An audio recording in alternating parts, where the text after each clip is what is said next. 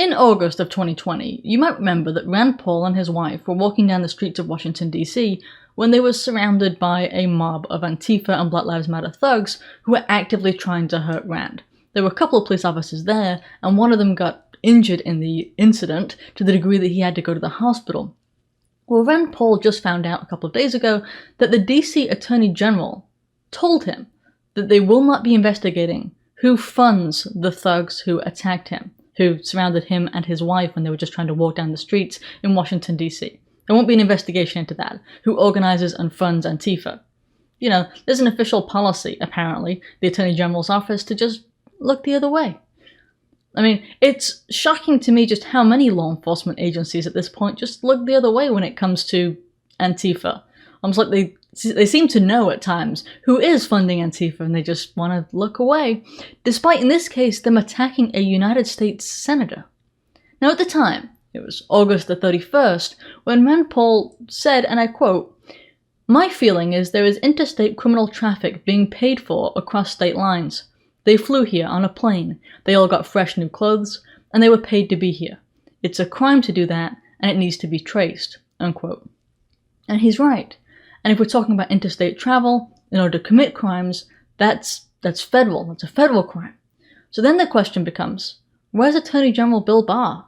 And what has he been doing? What does he do? Other than go on the news shows and grandstand about all the things that he could do and could be doing, maybe, sometime. It seems like he's busy monitoring, but not actually doing anything. As far as I can tell, he hasn't done anything.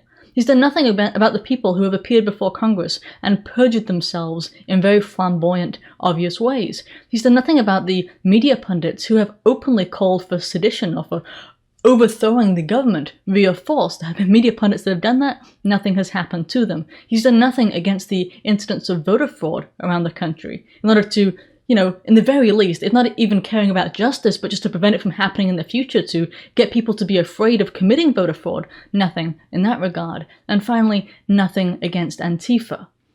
There is a very two-tier justice system in this country. And it's not just, you know, poor people versus rich people. It's not like that. It's, at this point, it seems to have been changed to conservatives versus leftists, communists, whatever you want to call them. That's where we are, because again, Rand Paul is a fairly wealthy Republican senator. He's not a, you know, one of the plebs, you might say. So I don't think it's fair to say that the justice system is simply, you know, two-tiered based upon how much wealth you have.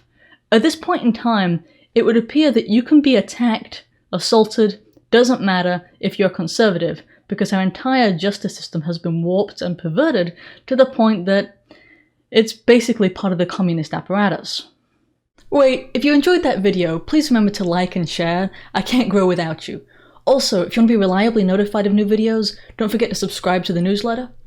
If you're able to support the production of these videos, I'd appreciate it if you'd subscribe at Subscribestar, or maybe get one of the healthier products, or even get some merch.